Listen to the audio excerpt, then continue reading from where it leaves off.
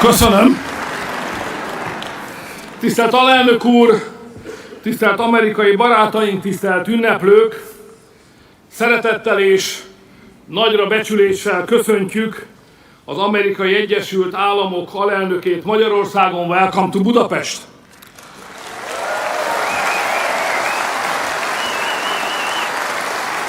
Köszönöm önöknek, hogy elfogadták a meghívásunkat, és közösen ünnepelhetjük a magyar-amerikai barátság napját. Van egy mondásunk, ami úgy szól: madarat tolláról, ember barátjáról.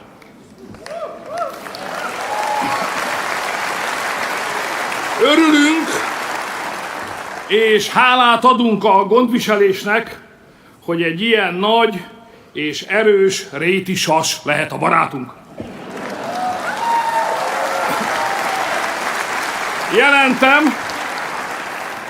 Jelentem, a sas leszállt Magyarországon. The eagle has landed, és a magyarok ősi madara, a turul barátsággal fogadta őt.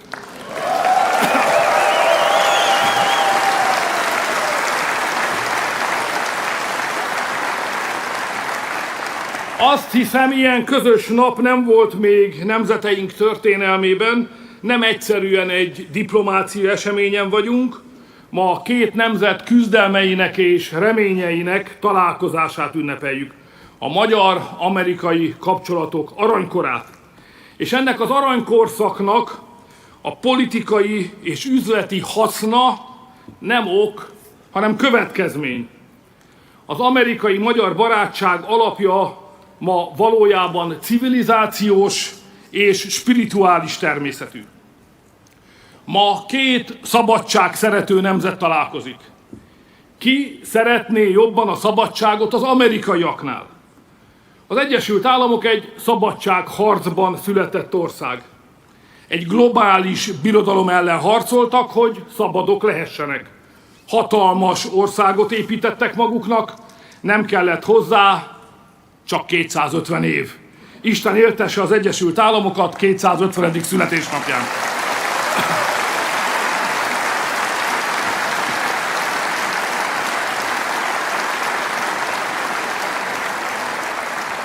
És ki szeretné jobban a szabadságot a magyaroknál?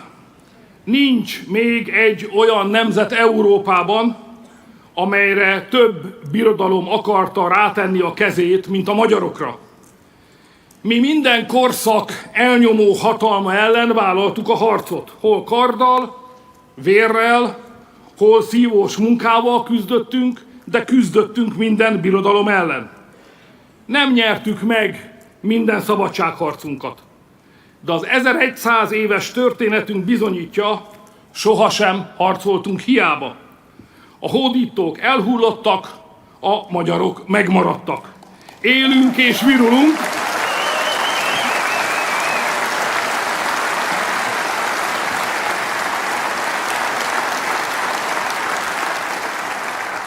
Élünk és virulunk, minden adott, hogy az előttünk álló évszázad nyertesei lehessünk. És én hiszem, mi hisszük, hogy ez a magyarok évszázada lesz. Tisztelt Hölgyeim és Uraim!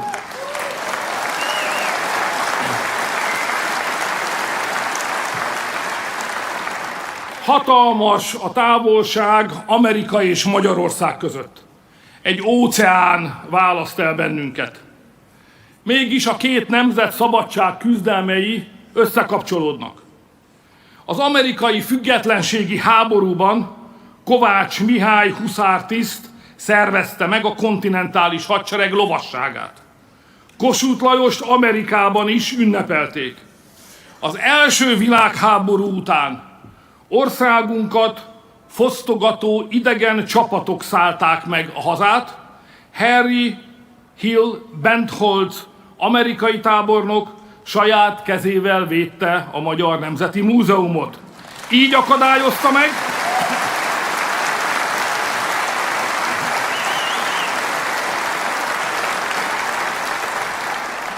akadályozta meg, hogy a magyar nemzet kincsei Ebek 36-jára jussanak. A tábornok szobra ma is ott áll a Szabadság téren.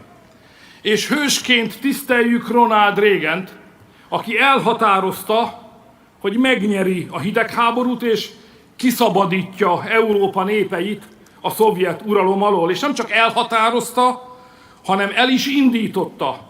És mi visszatérhettünk a nyugati világ szabad népei közé. Dicsőség Ronald Reagannek!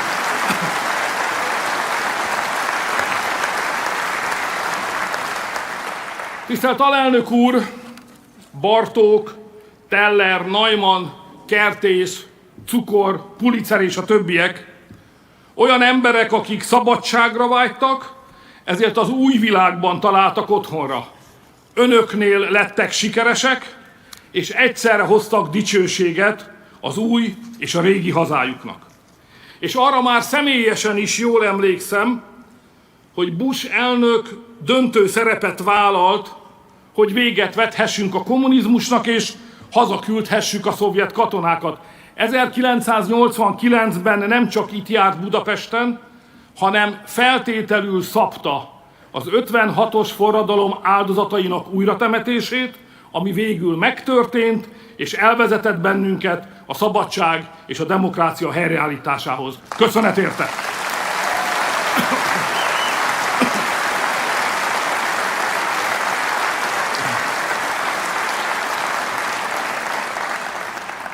Tisztelt Hölgyeim és Uraim! Az amerikaiak és a magyarok barátsága még azokat a nehéz éveket is túlélte, amikor az amerikai demokraták progresszív baloldali országot akartak gyúrni az 1000 éves keresztény Magyarországból. Csakhogy a fizika törvényei ellen nem lehet harcolni. Szabadság szerető népet nem lehet a liberális ideológia nevében legyőzni. Annak mindig ugyanaz lesz a vége. Mi itt vagyunk, és ők már nincsenek. És a magyar-amerikai barátság ismét a régi fényében tündököl.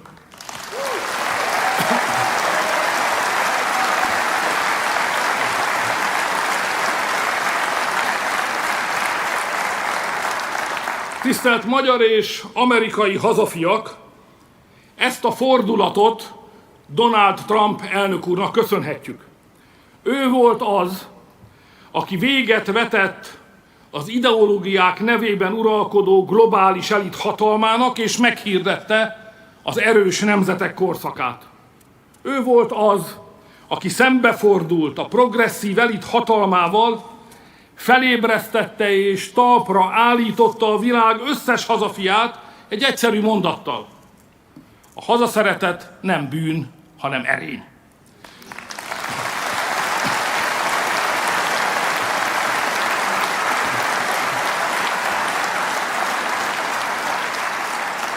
Az elnök úr megmutatta, hogy a patrióta politika nem jelszó, hanem sikeres kormányzati gyakorlat. Elnöksége alatt Amerika újra a saját érdekeit tette az első helyre, és ezzel visszaadta a nemzeti politika becsületét. Gazdasági patriotizmusa munkahelyeket védett meg, ipart vitt haza, és bizonyította, hogy a globalizáció nem végzet. Hadat üzent az illegális migrációnak, leporolta a régi törvényt. Határok nélkül nincs ország, szuverenitás nélkül nincs szabadság. Minden okunk megvan rá, hogy szívből jövő, bajtársi jó kívánságainkat küldjük innen Budapestről, és sok sikert kívánjunk az amerikai elnöknek.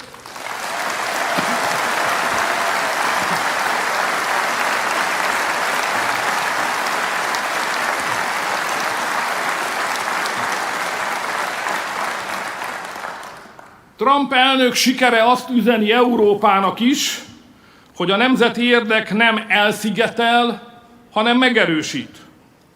A nemzeteknek közösek a céljaik, hogy erősek legyünk, hogy függetlenek legyünk, hogy szabadok maradjunk. Nem engedjük, hogy mások döntsenek a sorsunkról. A magunk terveit valósítjuk meg. A mi kormányunk 2010 óta várt erre a pillanatra.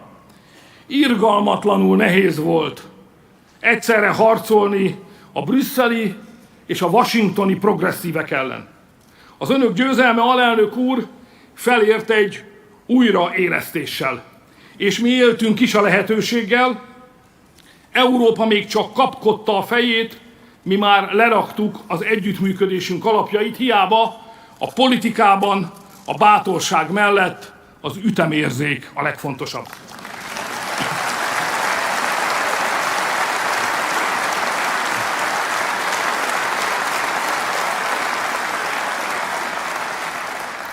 Még megsértődni is tudni kell, ahogy Budapesten mondják, nem akkor kell megsértődni, amikor okod van rá, hanem amikor megéri.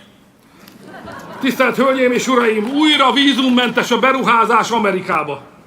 Együttműködünk a gazdaságban, a védelem területén, a magas szintű technológiában, az innovációban. Közös programokat indítottunk az energetika területén is. Ilyen egyszerű ez.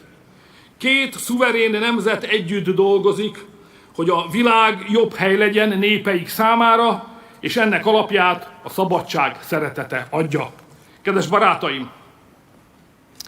És van az elnök mellett még valaki, aki nélkül ma nem állhatnánk itt. Ez az ember ténylegesen, illetve hamarosan itt áll majd mellettem. Igen, Vance alelnök úrról beszélek. Személyében egy különleges barátra tettünk szert.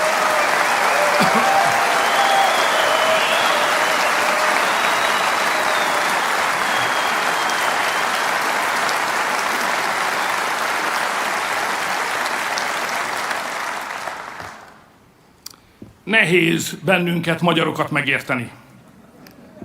Nem csak ismeret, hanem türelem is kell hozzánk. Mert mi egy ősi nemzet vagyunk, és az amerikaiakhoz hasonlóan kivételesnek gondoljuk magunkat. Sok mindent tudunk, és hatalmas a tapasztalatunk. Természetesnek vesszük, hogy más is belássa azt, ami nekünk nyilvánvaló. Ezért nem sokat törődünk azzal, hogy megértessük magunkat. Ha nem értenek bennünket, annál rosszabb nekik. Ráadásul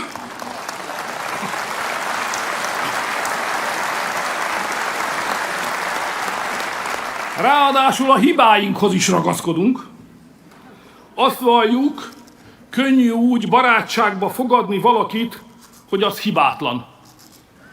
Akinek nem vagyunk jók, így ahogy vagyunk, az magára vessen. Szóval nem könnyű velünk barátságot kötni.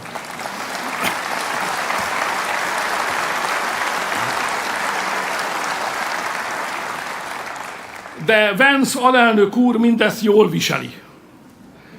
Talán azért, mert hiszi a régi keresztény könyörgést, ne vétkeinket nézd, hanem egyházat hitét. És ez ránk, magyarokra különösen igaz.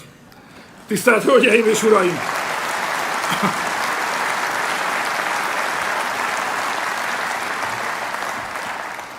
Vance alelnök úr már akkor megírta, hogyan fordít hátat a progresszív liberalizmus az egyszerű emberek problémáinak, amikor erről beszélni sem volt szabad. Megírta, hiába a színlelt szociális érzékenység, a baloldal végül mindig ráront a saját nemzetére. Ezt mi is jól ismerjük. De felszabadító erejű politikai tételt is köszönhetünk vendégünknek. Egyszer eljött ide Európába, és itt, európaiak között egy nyugatiként, azt mondta, idézem, Európára belülről leselkedik veszély, Európát nem külső ellenség fogja legyőzni, hanem a belső fogja térdre kényszeríteni. Idézet vége. És ezzel történelmet írt.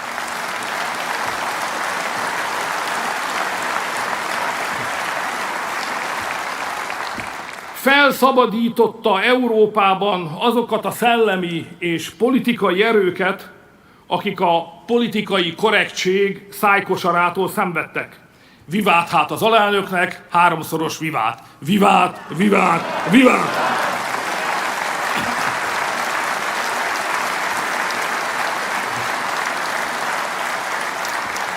És van még nála egy felbecsülhetetlen értékű tudás, vagy inkább ösztön, életösztön. Messziről észreveszi, ha idegenek akarnak kívülről beavatkozni a választásokba. Ezért is vezeti ő Amerikában a beavatkozásokat vizsgáló bizottságot. Mert beavatkoznak itt is, és beavatkoztak már máshol is. Láttuk ezt Amerikában is, mi is figyelünk, és ha egyszer összeadjuk, amit találtunk, lehet, hogy nem lesz szép kép az ukránokra nézve. Alelnök úr jobb helyre nem is jöhetett volna. Azt ajánlom mindenkinek, el a kezekkel Magyarországtól!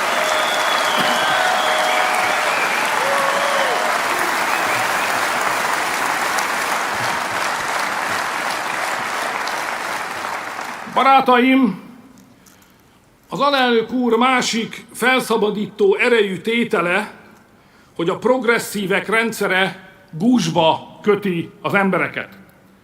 Visszafogja a teljesítményt. Támadást indít azon értékek ellen, amelyek egykor nagyjá tették nemzeteinket.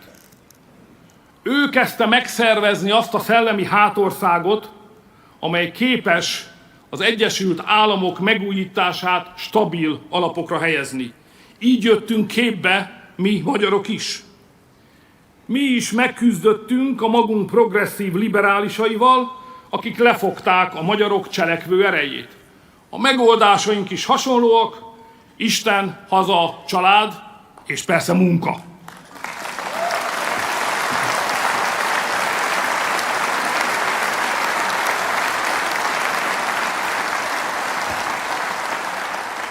Ez a barátságunk alapja. Alelnök úr, ezért méltó és igazságos, hogy ma önnel ünnepelhetjük nemzeteink barátságának napját. Köszönjük, hogy itt van velünk. Barátaim!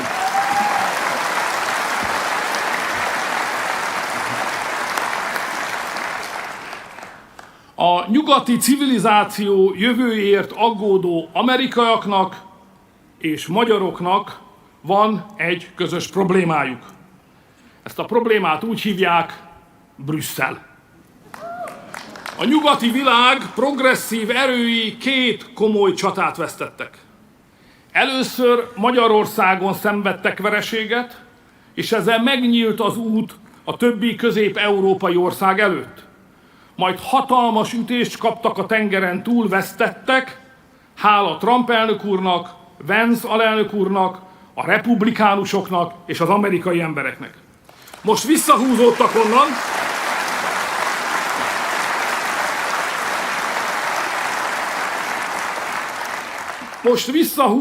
onnan, és Brüsszelbe vették be magukat. Súlyos csapásokat szenvedtek el, de erejük még nagy. Képesek, hogy megakadályozzák Európa visszatérését a hagyományos nyugati értékek és a józan ész útjára. A progresszív ideológiák szolgaságban tartják az eredetileg keresztény alapokon szerveződő Európai Uniót. Brüsszel a gender ideológiát, a woke őrületet és a migrációt akarja Európa szervező erejévé tenni. Politikai ellenfeleiket üldözik. Az Európai Unió intézményeit arra használják, hogy elhallgattassanak mindenkit, aki hatalmukat veszélyezteti. Nevetséges és nyilvánvaló törvénysértő eljárások a patrióták ellen. Pénzügyi karantén, titkos szolgálati zaklatások, és közben teljes a kormányképtelenség. A kontinens lassan, de biztosan belerokkan, mégis folytatni akarják a háborút Ukrajnában. Azt mondják, a végsőkig támogatják az ukránokat, nem is titkolják. Az az álmuk, hogy uniós zászló alatt küldjék saját fiataljaikat a keleti frontra. Most, amikor a világ energiaellátása épp összedőlni készül, béke helyett újabb és újabb szankciókat vezetnek be. Ez több, mint felelőtlenség, felér egy öngyilkossággal. Ha így megy tovább, először az egekben lesz az energia ára, utána kimerülnek az európai készletek. Amikor az ukránok felrobbantották az északi áramlatot, szemet hunytak. Most, hogy az ukránok olajblokkád alá vonták Magyarországot, Brüsszel nem minket képvisel, hanem összejátszik az ukránokkal. És ne legyenek kétségeink, a török áramlat elleni szabotász kísérletet is bagatelizálni akarják. Minket azért büntetnek, mert egyetlenként Európában rámutattunk Brüsszel önsorsrontó politikájára és az ukránok sötét játszmáira. Napi 1 milliós pénzügyi szankciót szenvedünk el, mert megvédjük a határainkat. Eljárás alatt állunk, mert megvédjük a gyermekeinket a gender ideológiától. Naponta támadnak, mert a józan ész szabályait követjük a gazdaságban és a kereskedelemben. Tisztelt Hölgyeim és Uraim! Az előttünk álló évek nem lesznek könnyűek. Egyszerre fenyegeti Európát pénzügyi és energiaválság. Ha Európa nem változtat gyorsan, mindkét válságból vesztesen kerül majd ki. És akkor hiába a csodás épített és szellemi örökség, a nyugati világ forrásvidéke végleg alábukik a történelem forgatagában. Ezért nekünk, szabadságszerető amerikaiaknak és magyaroknak össze kell fognunk. Meg kell mentenünk a nyugati civilizációt. Ehhez meg kell küzdenünk a Brüsszelbe befészkelt progresszívekkel, le kell zárnunk az orosz-ukrán háborút, és meg kell oldanunk az energiaválságot.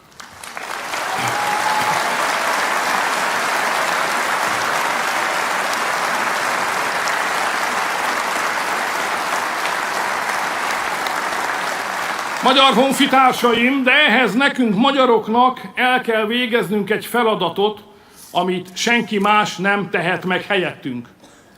Vasárnap Magyarország választ. És ez a választás nem csak rólunk szól. Ezen a választáson jövőt és sorsot választunk magunknak. Ez a választás arról szól, hogy melyik úton megyünk tovább. Az egyik út a betagozódás útja. Azé a világé, ahol elveszítjük önállóságunkat, ahol elszakítanak bennünket a barátainktól, és ahol végül jelentéktelenné válunk. Ahol azt parancsolnák nekünk fegyvert a háborúba, katonát a háborúba, pénzt Ukrajnába. De van a másik út a szabadság útja. Azé a világé, ahol büszke nemzetként állunk a gondviselés által kijelölt helyünkön, ahol együtt építjük a 21. századi Magyarországot erősen, sikeresen, szabadon, ahol azt csináljuk, amit mi akarunk. Támaszt a családoknak, szabadságot a magyaroknak, békét Magyarországnak.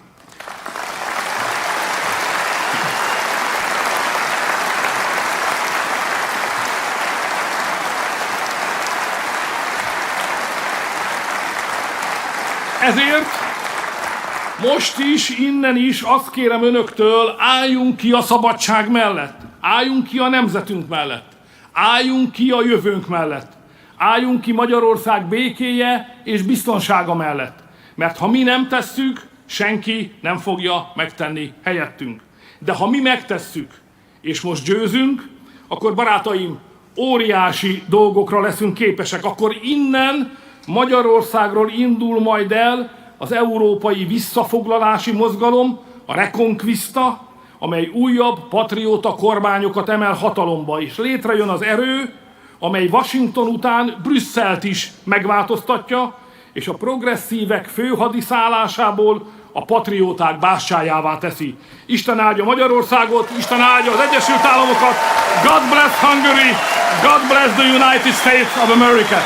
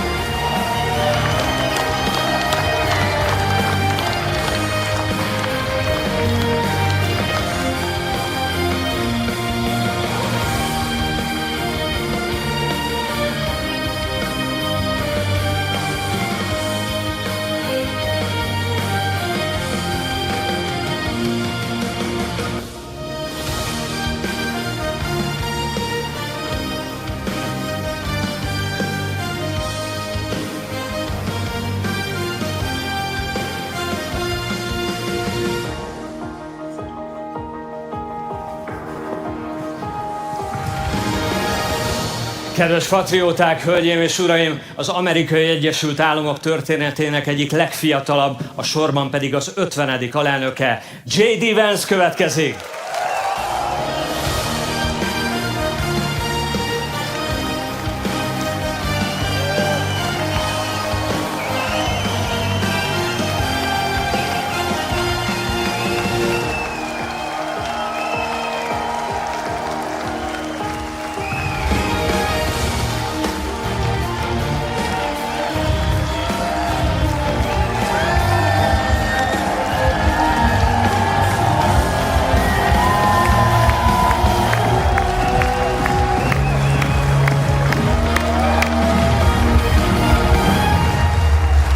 Thank you, thank you.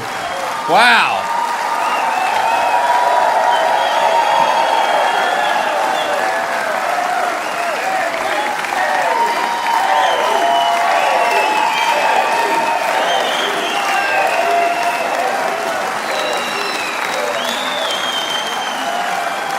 Thank you, please, please.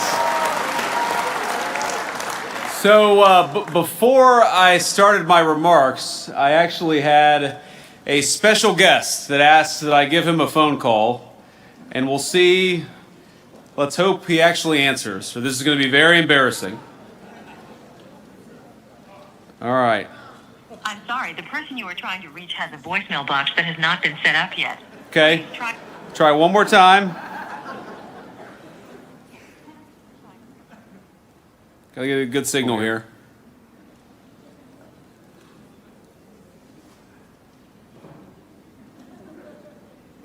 It's ringing. It's progress.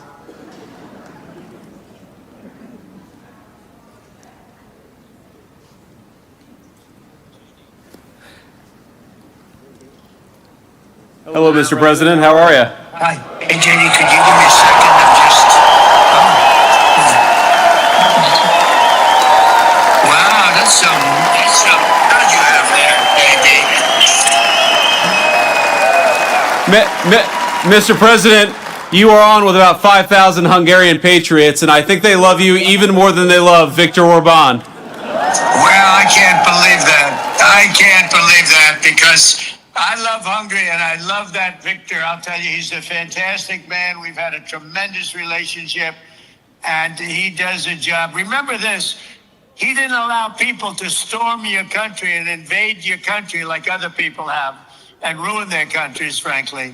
Útját állta, hogy bárki elfoglalja az önök országát. Megtartotta az országot, és nagyszerű munkát végzett. Nagyon szeretem, de ha nem hinném, hogy kiváló munkát végzett, nem hagytam volna, hogy felhívj. Úgyhogy üdvözlöm ezt a csodálatos tömeget. Tényleg úgy hallom, nagyszerű emberek vesznek körül.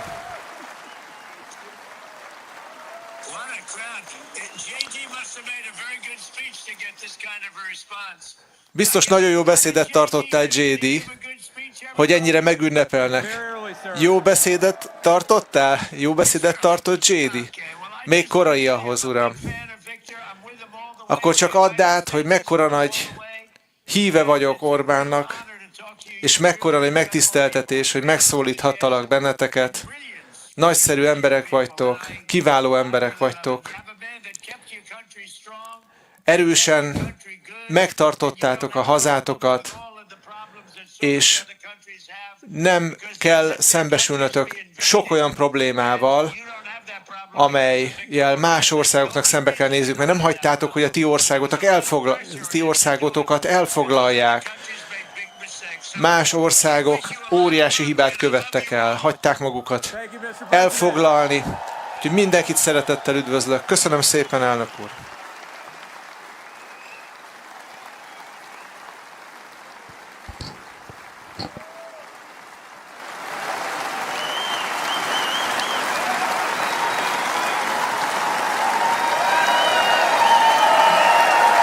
Well,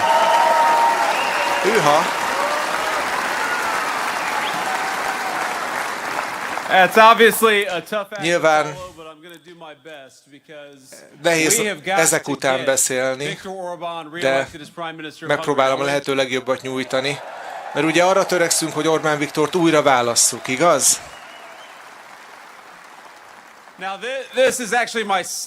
Ez már a második látogatásom Budapestre, de először jövök ide közhivatalt viselő politikusként. Első alkalommal, amikor jöttem, a Second Lady akkoriban, a mai Second Lady akkoriban a második gyerekünkkel volt terhes.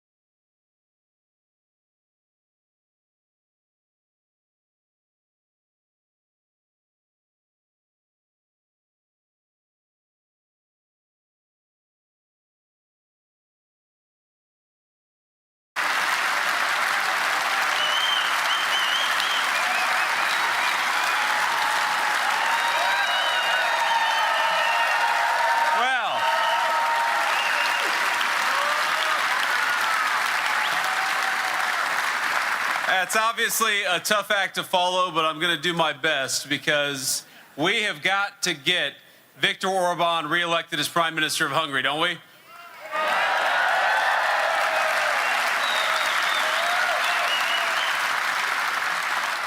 Now, this is actually my second trip to Budapest, but the first as a public official.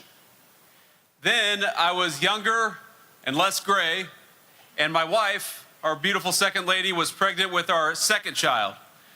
Now,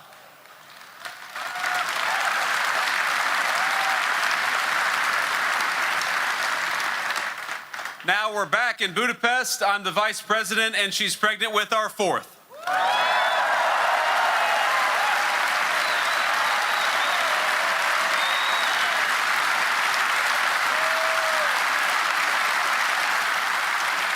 And during our official meeting with the Prime Minister, I asked him today whether we could benefit from some of those generous family subsidies. But he said, unfortunately, Mr. Vice President, they're only for Hungarians.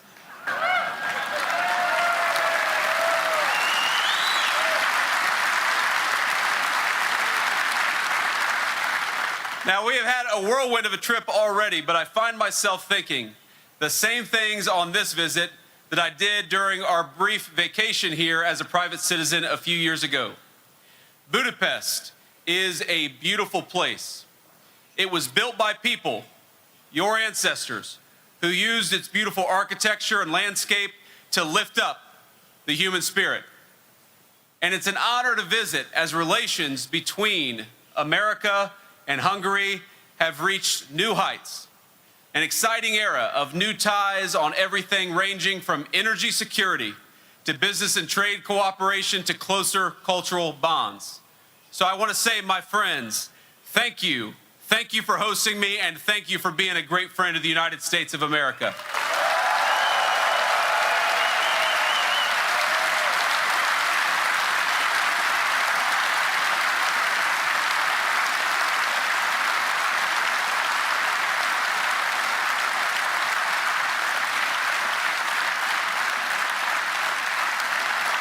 This evening, I wish to address every man and woman in Hungary, young and old, citizens of every region, of every age, and of every background.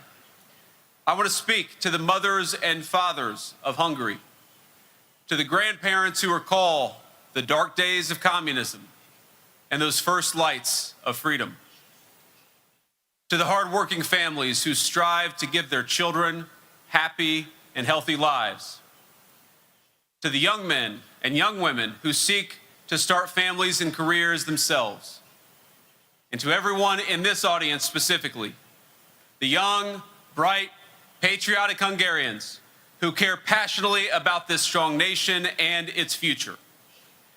I am here for a simple reason, because I admire what you are fighting for. You're fighting for your freedom, you're fighting for your sovereignty, and I am here because President Trump and I wish for your success, and we are fighting right here with you.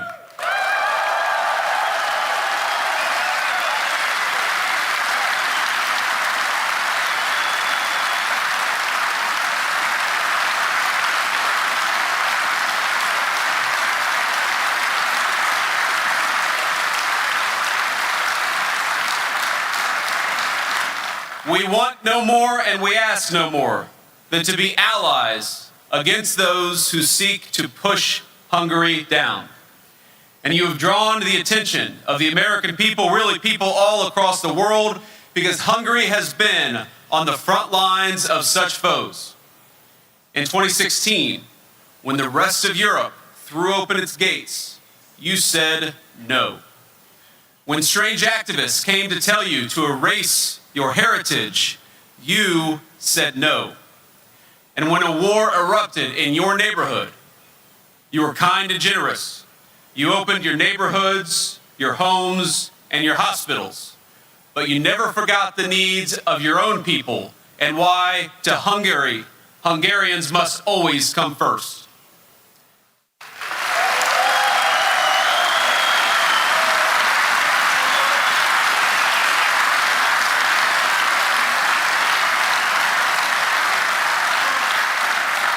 And for all these reasons, the President of the United States, the Vice President of the United States, and the American people, we admire you.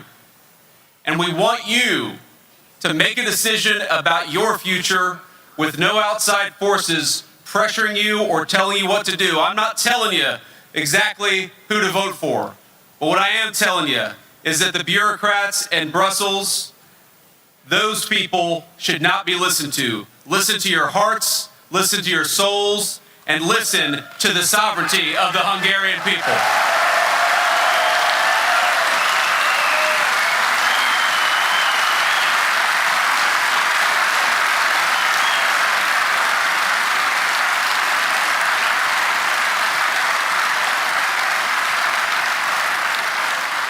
Unlike some of the leadership of Brussels, I'm not threatening you or telling you that we're going to withhold funds to which you're legally entitled.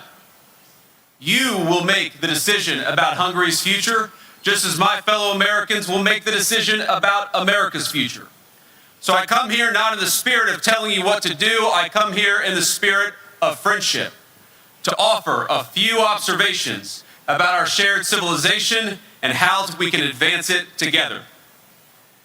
You have advanced that civilization boldly in recent years, and you have done so with Viktor Orbán at the helm of a proud Hungarian nation.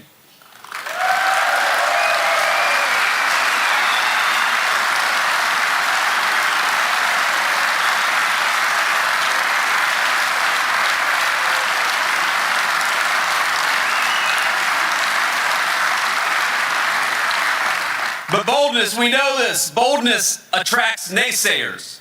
And that is something I want to talk about for a bit. A shared threat from within that both of our nations face.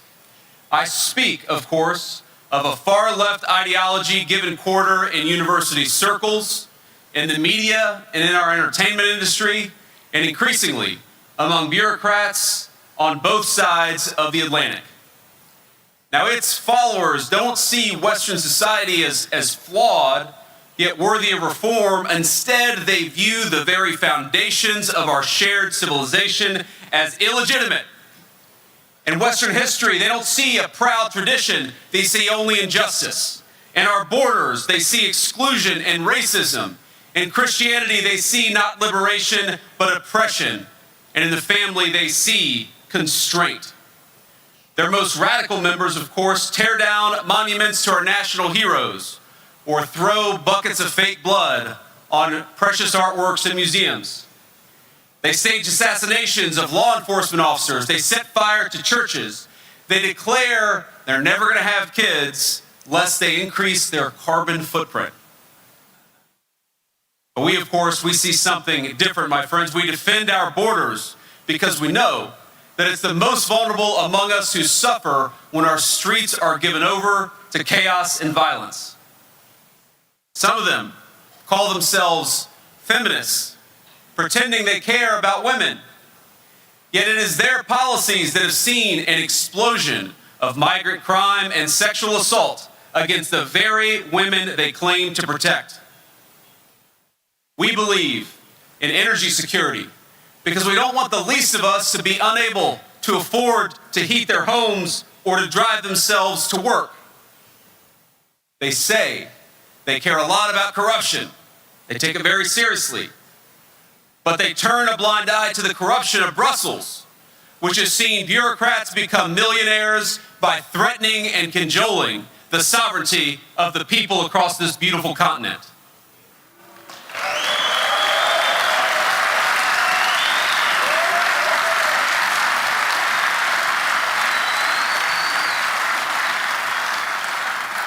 Now, you all know this. Much has been made about our administration.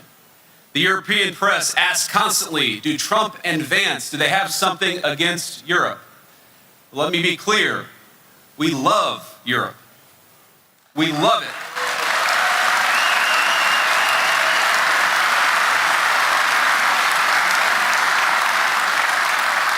How can we not? We were birthed from this continent, the United States of America. We love its people. We love its culture, we love its beautiful architecture, and we love the amazing history of this continent. But because we love this culture and these peoples, we reject the faceless bureaucrats who would drive your energy costs through the roof and open your country to millions of unvetted foreigners in the name of progress.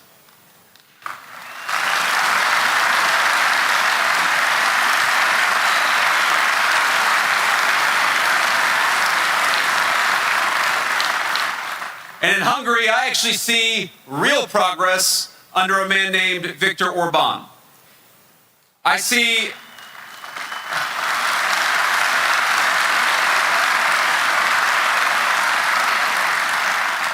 a trading partner who will bring in record investment from the United States of America. We've invested more in Hungary than we ever have in our history.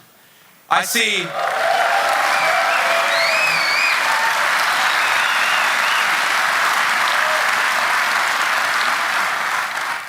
clean streets where people of different faiths and tourists of all nationalities can enjoy a drink or a nice walk in safety and security.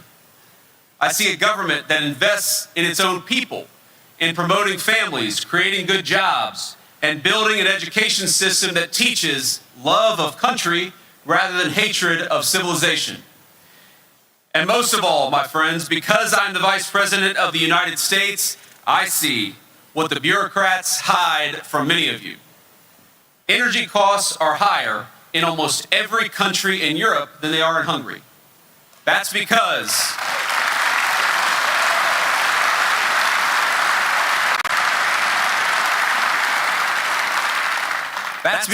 Viktor Orban has fought for energy security while most European political leaders have not. I see the way those same leaders sneer at the normal, God-fearing people of Hungary. I see how they call the people of Hungary and America backwards for wanting cheap electricity bills. I see the way they look down on peacemakers like Viktor, a man who has done more than any leader in Europe to bring about a successful resolution to the war between Russia and Ukraine.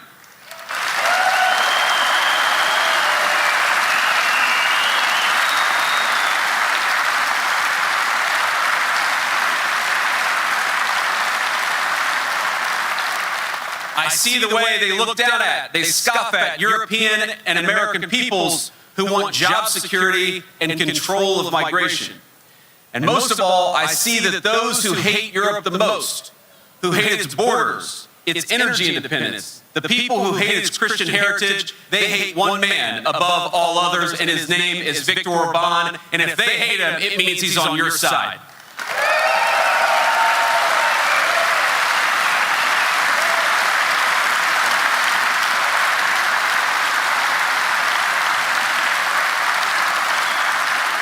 And to them, I'm going to say the reason you hate Viktor is because he is for the people of Hungary.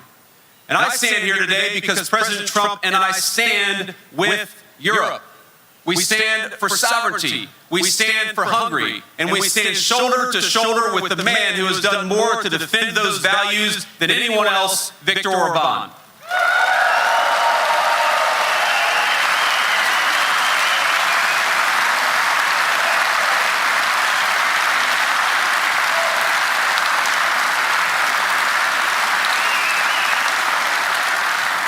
You know, the leaders of this country, perhaps more so than any other across Europe, understand that Western civilization, so despised by the left, it's not something that's self-sustaining. We can't sit on our hands and expect that everything is going to be fine. Our civilization, we've got to work at it. We've got to renew it. We've got to defend it. The people in this room understand that sovereignty and national identity are not problems, they are a necessary part of the solution. And when one country protects its sovereignty, even a country of 10 million people in the heart of Europe, it raises uncomfortable questions for those who insist there is no alternative. There is an alternative, and it's right here in Hungary.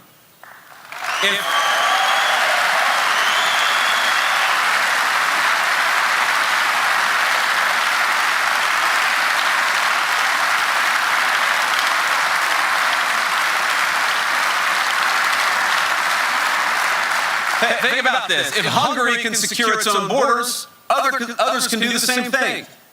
And if they do not, if they fail to control migration, that is by choice. If Hungary can place its own workers first, there's no reason that its neighbors can't do the same. And when they do not, that too is a choice. Viktor and this entire political leadership, they become a target of the bureaucrats because he shows that real sovereignty is possible. He shows you can be pro-Europe, you can be pro-America, and you can be pro your own people, and he's showing it in spades.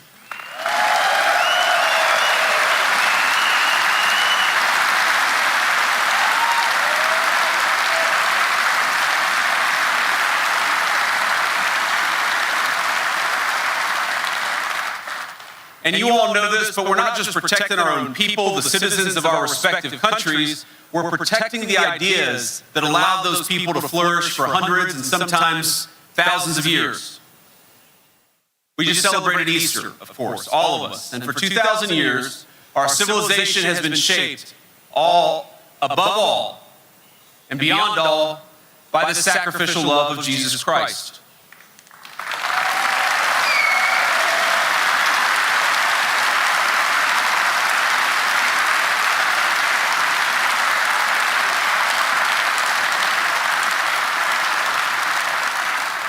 Built upon the laws of Moses and the laws of Rome, and that society has produced not oppression, but the most free, tolerant, and prosperous societies in the history of humanity. Concepts like God-given natural rights, a sense of duty to one's neighbors, an obligation to protect the weak and the vulnerable, a belief in free will and individual conscience. No set of ideas has brought mankind closer to universal human dignity and flourishing. From those principles that founded our civilization, everything else flows. The way we pray, the way we form and raise our families, our sense of law and order, and the way we dispense justice.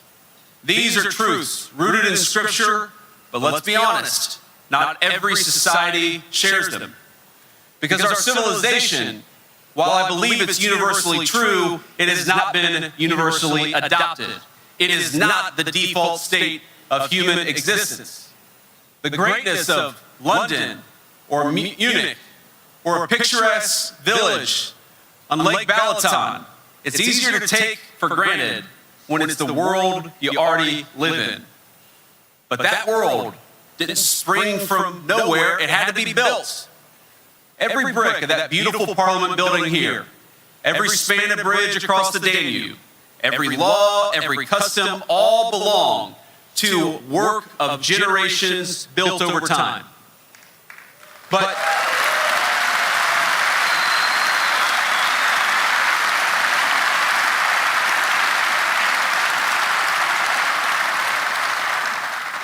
what's been built over generations can be undone in a single lifespan. That means that what our ancestors built, we're proud of it, and we love them, we must protect.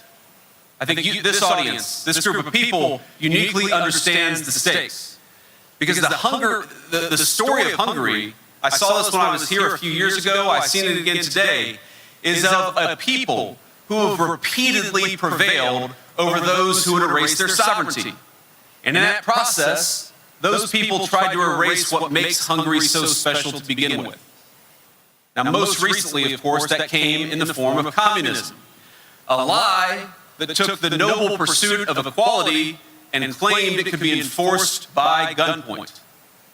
That's no coincidence, and you all know this better than I do, that once in power, the communists in Hungary set about dismantling every institution that gave this great nation its character.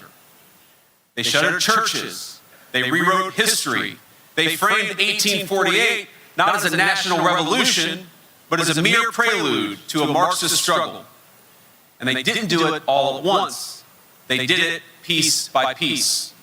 What they themselves called slicing the salami, removing one by one the institutions that anchored Hungarian life. But ultimately, thanks be to God, the spirit of King St. Stephen prevailed in this nation.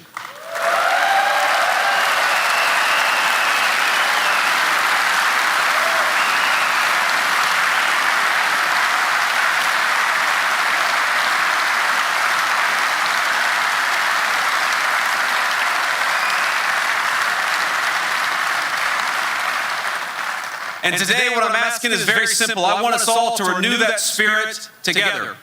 For again, we see sovereignty challenged in Hungary. Again, we see faceless bureaucrats in faraway countries telling you how to live, how to pray, how to speak, and how to govern yourselves. But you have a choice. Do you bend the knee to tyranny, or do you proudly stand with St. Stephen and choose a real leader this weekend?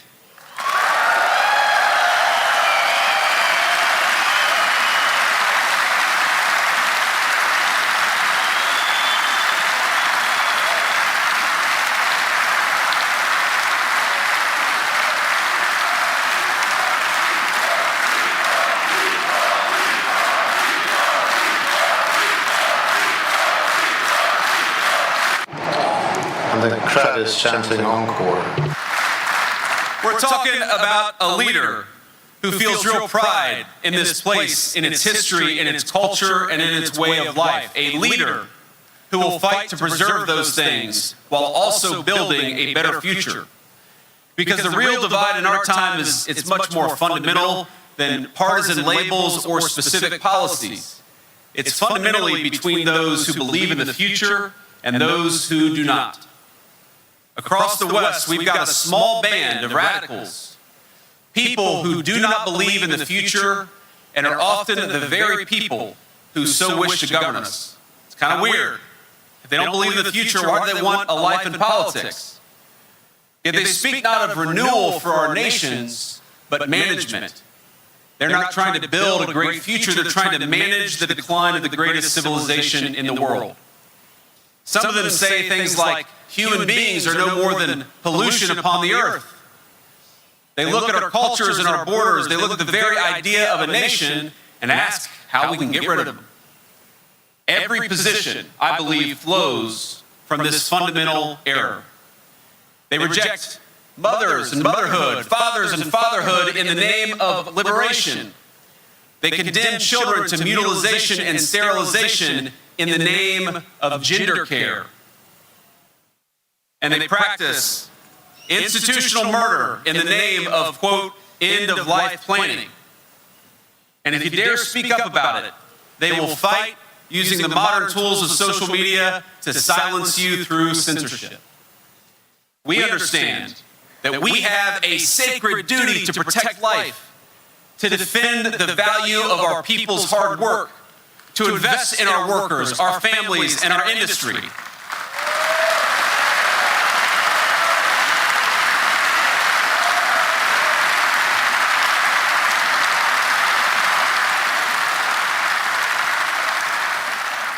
And to make it easier to build a life that is affordable for all of our citizens, we are committed to our future because we are committed to the very idea of our people. We're committed to the idea of life itself because it is a gift from God and we never forget it.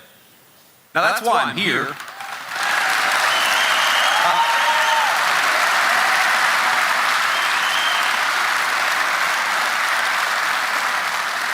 That's why I'm here, ladies and gentlemen. That's why President Trump sent me to stand here with Victor today, something I'm very proud to do.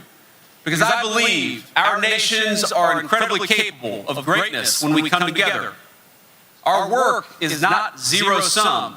Indeed, it cannot be because our goal is always to build a better life for our people. These bureaucrats, they've given us a false choice. Think about this. They tell us that the options are between isolation and globalist integration. They have framed their project as the inevitable future, even as their very institutions stagnate and crumble.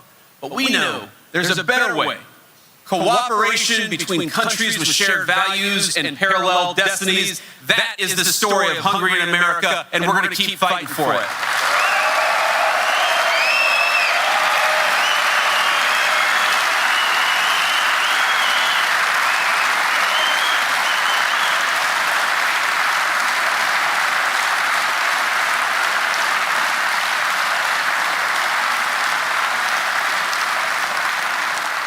A lot of you may not know this, but this is the story of a much longer Hungarian-American friendship.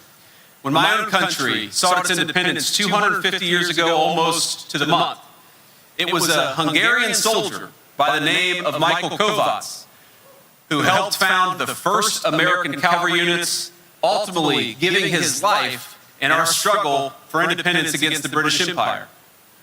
A generation later, Americans welcomed Louis Kossuth, the hero of 1848 and the father of Hungarian democracy.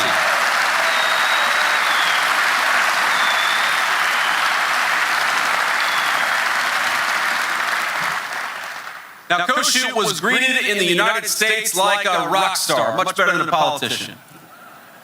His arrival and the more general cause of Hungarian independence, it captured the imagination of our young nation. He received the distinction, the second foreigner ever in our nation's history after Lafayette to address a joint meeting of Congress. And his bust stands in the United States Capitol to this very day.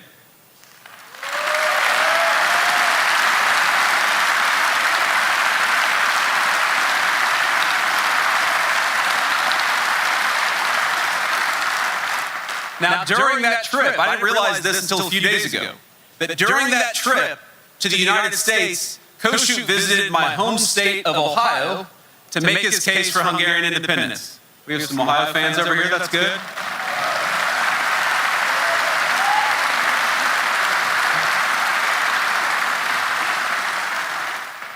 Before the state legislature in Columbus, Ohio, he declared, quote, "The spirit of our age is democracy. All for the people and all by the people. Nothing about the people without the people. My nation."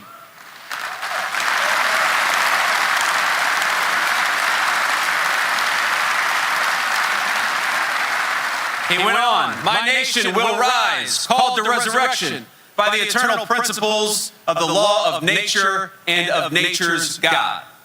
Even then, this great Hungarian patriot was aware of the intimate link between sovereignty, between self-government, and between our divine creator. And I'm proud to say that according to the history books, the part of the country that gave him the proudest reception and the biggest reception during his entire time in America was my hometown of Cincinnati, Ohio.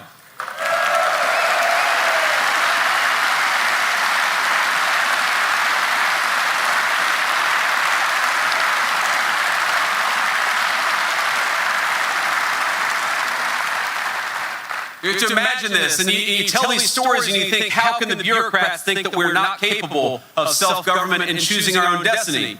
Because when Kossuth came to Cincinnati during his tour of Ohio, there were railroad tracks lined with citizens, delighted to behold Hungary's great freedom fighter, reportedly 100,000 of them showed up just at his one stop in my hometown.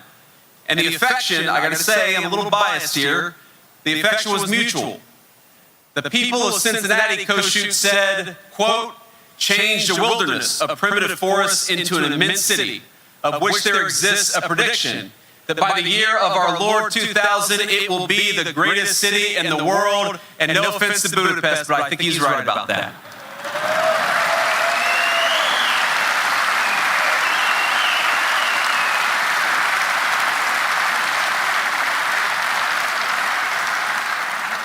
But it tells you something very real, that when Kossuth looked at the United States of America, he didn't see something radically different, he saw something familiar.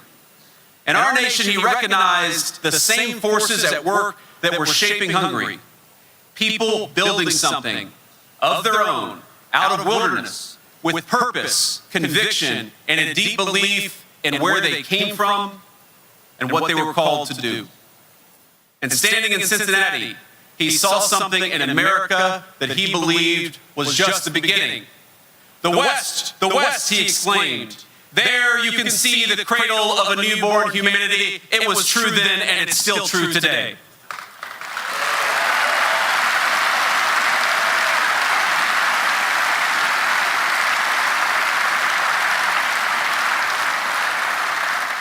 But America, like Hungary, was not a place just of rest. It was built around the idea of creating and renewing. And those early Americans, like the heroes of your own nation, took that inheritance and they shaped it into their own. They added to it.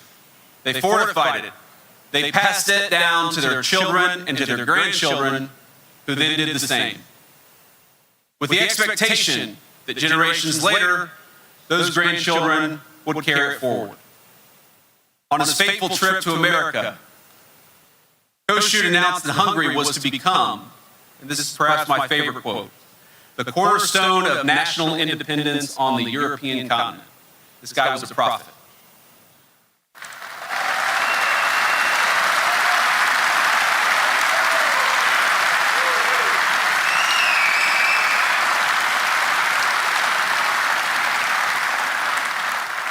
Kossuth called this the cornerstone of independence, the cornerstone of sovereignty on the European continent, and though he didn't live to see it become so, I declare that prophecy is true today in 2026.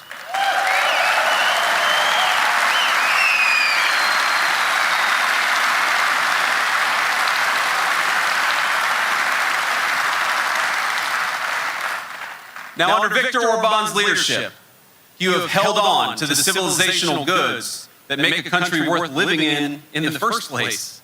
Sovereignty, prosperity, history, a sense of national community, the redemptive nature of bringing new life and new families into the world. This is an awesome and difficult responsibility, because across much of the West, there's a growing uncertainty about whether these things matter or whether they're worth fighting for.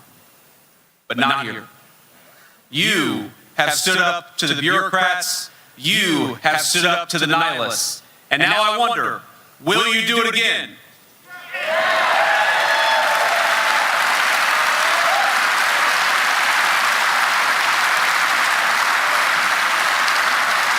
Will you stand against the bureaucrats in Brussels? Will you stand for sovereignty and democracy? Will you stand for Western civilization? Will you stand for freedom, for truth, and for the God of our fathers? Then, my friends, go to the polls in the weekend, stand with Viktor Orban, because he stands for you and he stands for all these things. God bless Hungary and God bless the United States of America. Thank you.